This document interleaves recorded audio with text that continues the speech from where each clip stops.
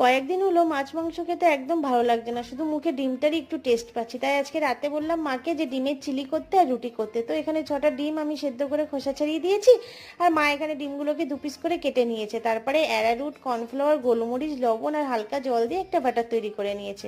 আর এখানে লঙ্কাটা কাটতে ভুলে গেছিলাম যেন, তাই আবার লঙ্কাটা এখানে কাটলাম। তেলটা ততক্ষণে গরম হয়েছে।